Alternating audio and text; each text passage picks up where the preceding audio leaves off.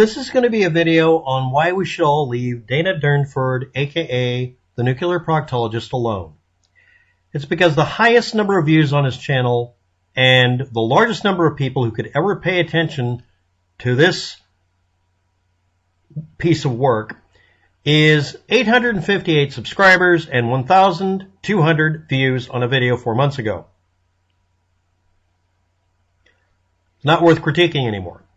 Dana Durnford, like a large number of other people out there, had concerns about nuclear power, nuclear waste, and nuclear accidents. But a small, very specific cottage industry style donation collecting economy group of people on YouTube and on the internet in general, Facebook is the most important place besides YouTube, use this information and disinformation to gain power. Dana Durnford existed for the purpose of convincing people to not go outside and check any fact Dana Durnford produced. There's dozens of YouTube channels like that.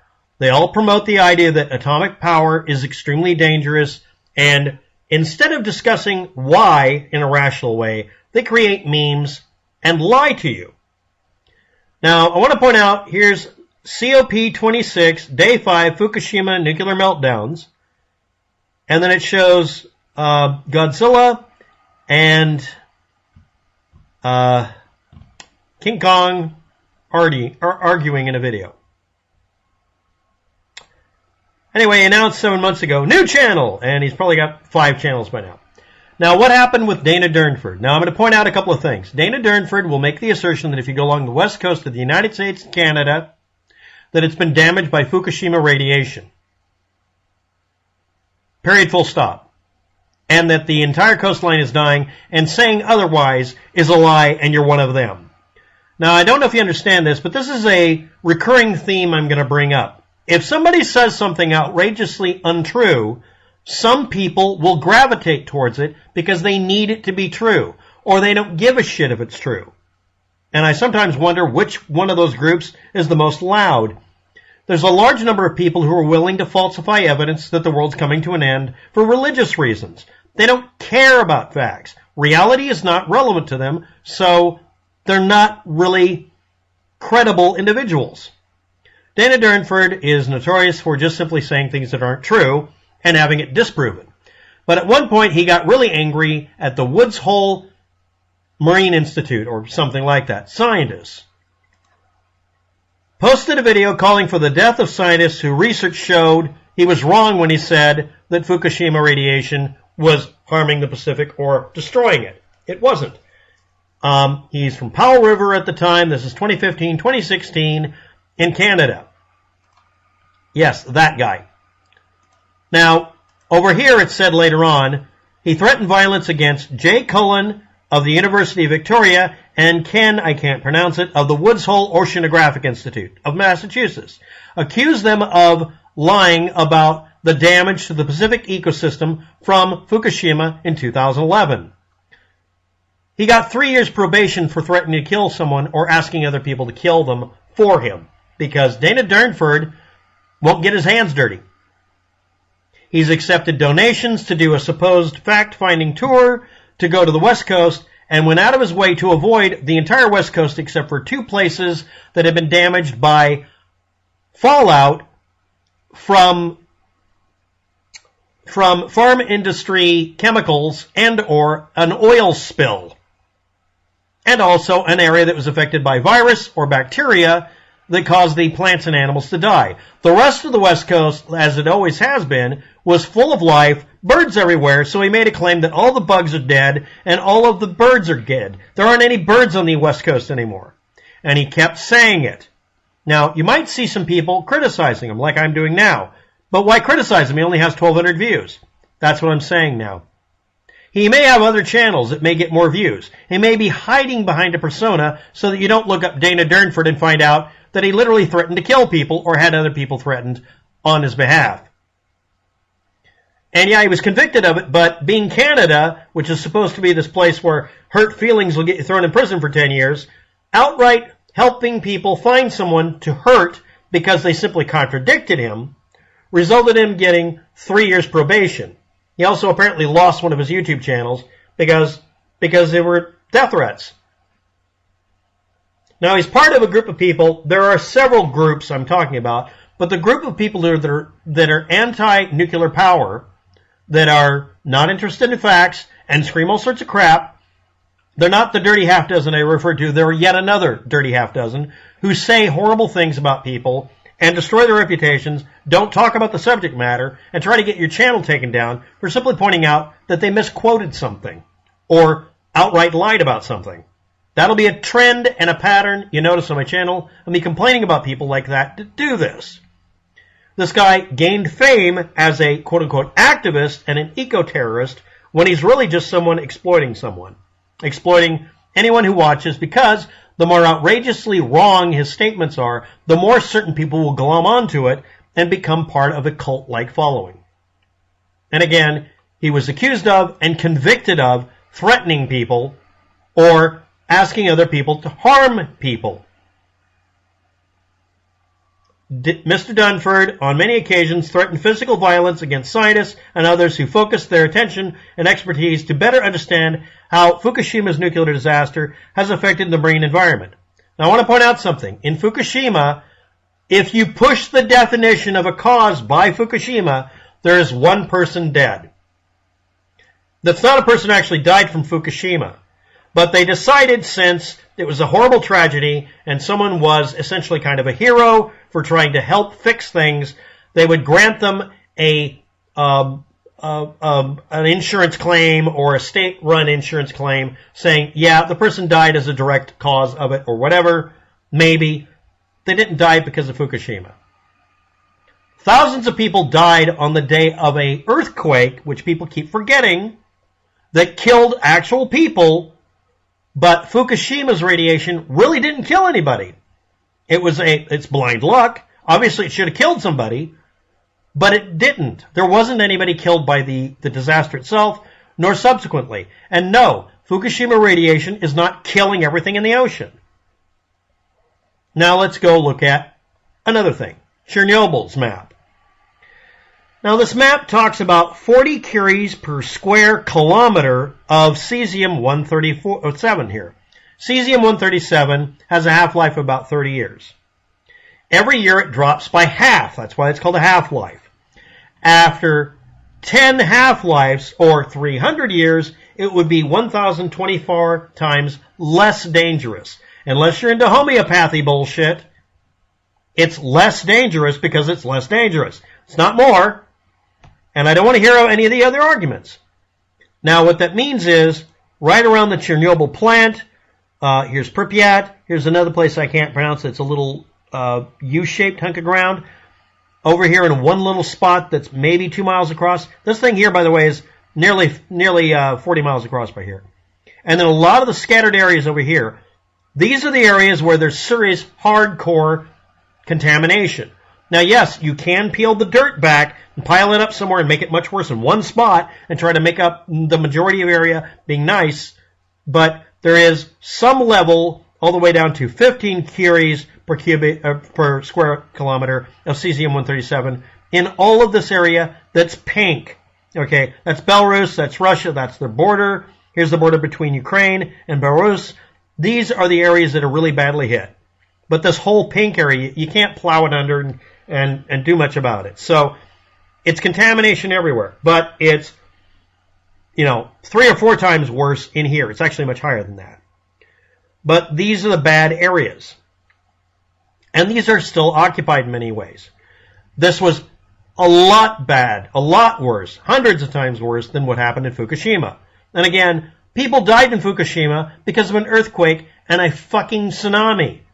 They're ignored by people who are nuclear activists because they have to bring up that the ocean's dying. They have to always gravitate towards doing one specific thing, lying about what happened. It's a pathological behavior. And by the way, there's Kyiv. This is the Hiroshima radiation map. Okay? It talks about dosage, meaning the exposure and what was found in people. And it shows order of drawing, bottom layer, dark gray, unknown dosage. But it's the maximum dosage here. This is where the atom bomb went off. There isn't a map like this for Nagasaki for some reason. Then the red areas here, or pink, excuse me. Let me look here again. Yeah. Pink, excuse me, is below 1 milligray weighted adjusted colon dosage. Purple, right here, is 5 to 100 milligrays. Blue, which is this area here, is 100 to 200. The green is 200 to 500. Yellow is 500 to 1,000 milligrays, or 1 gray of exposure. And orange, which I guess is in here, having a hard time, is 1,000 to 2,000, and then red is over 2,000 or at 2,000. And in the middle here, basically, if you didn't die from it, you probably didn't get exposed to it. It's a weird thing about how atom bombs, when they blow up, do things. Now, anyway, that's an actual map. Now, you may have noticed you can see individual blocks here. That's not a very large area. That's from a fucking atom bomb going off. Chernobyl is not as bad as an atom bomb going off. But yeah, it is, maybe. But Fukushima is nowhere near as bad as these. This was measured at the time in 2011 based on a plume going inland about this far, from here to here. This is what it looks like in 2020. This is checking dirt samples. It blew inland primarily and blew in a cone this way later on, and here is another patch here. Here's a patch here. And the rest of it blew out to sea and got diluted in the water and spread out over such a large area that it has almost no effect. Here's a map comparing 2011 with 2012, or 2021, excuse me. These are projections I'm going to ignore because ignoring projections is a good idea at this point. But again, every 30 years, the cesium-137 should drop by half the intensity. Well, it's been 10 years, and we see it dropping a small amount, but it's a good enough amount that we see a whole channel of area with a lot less radiation or radioactive contamination. It's turning into pockets. Okay, we'll look at the future presumption. It'll stay static at certain levels or certain areas being concentrated until we end up with just, well, where we'd expect, right next to where the accident happened. Again, there's only a listing of one person dying. I know saying only one is mean and terrible sounding, but it is literally one person being dead. One. And that's baracols per kilogram of absorption, exposure, potential damage, etc. And it's nowhere near in the blue or whatever area unless you're right on top of where the accident happened. When you look up a Fukushima radiation map, by the way, that was one, you find what the anti-radiation or anti-atomic power people will put out. Now, I want to point out this. This is me just asking Google and not giving it any parameters. All right, here we go. This is a fake map of radiation because it's not a radiation map. This is a wave height map from the tsunami, which was massively deadly. 1, 2, 3, 4. That's just in this screen of that one fake image.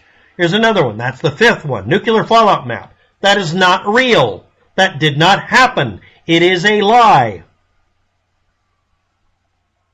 And this one. Again, this is another simulation for something else, and it isn't what happened. It's not a map of what was tested. That's 6. Okay? 7. That's the same one at an earlier time. Okay? All right. 7 out of 1, 2, 3, 4, 5, 6, 7, 8, 9, 10, 11, 12, 13, 14, 15, 16. A little under half of the images you see when you first look them up show you faked information.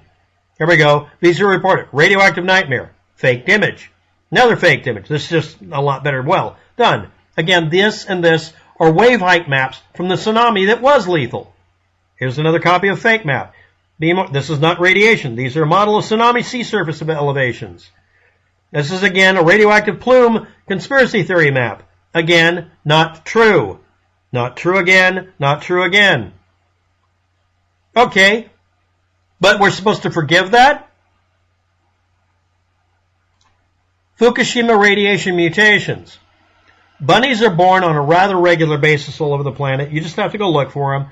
That are born without ears. They are. It just happens. It's a specific genetic defect. There's also bunnies with long ears. Insects do show mutations, and they are a good indication of mutations being caused by radiation in an area. Okay. Fish very rarely have it. You'll see pictures of fish with sores in them. Those aren't sores caused by radiation.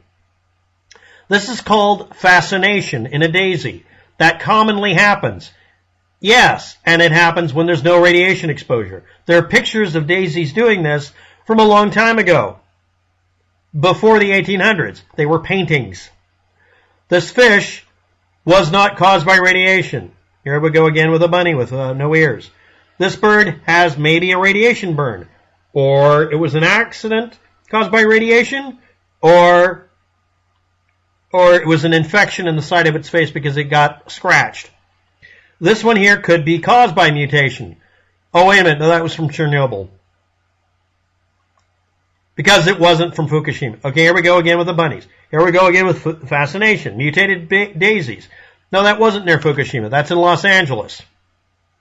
Here we see somebody putting up an image that has nothing to do with a fish. Again, another fish. Okay, we're done. When you're fighting people who put up fallacies, you can't win because they can keep lying more creatively. I have a limit on facts I can find, but you falsify shit, you're good. And yes, this guy's invoking King Kong and Godzilla. So yeah, Dana Durnford, who was found guilty of threatening to kill people, who got 3 months fucking 3 years probation, excuse me. Fuck that. Chernobyl map, real shit, really bad stuff, actually had a major effect. Hiroshima, another bad thing, but not as wide-ranging, but we can measure it. Fukushima, having measurable effects that is acknowledged, that nothing's hidden. People lying about it. People lying about it. These are not in the same categories. So anyway, leave Dana Durnford alone. I'm putting a blanket over my head euphemistically. He only gets 1,200 views. He only has 800 subscribers. He doesn't deserve those. And I don't think he's making a living as much as he used to. And yes, he built the public by saying he was doing a fact-finding tour on the West Coast, and he avoided facts like the plague. Thanks for watching. Have a good day. Good luck.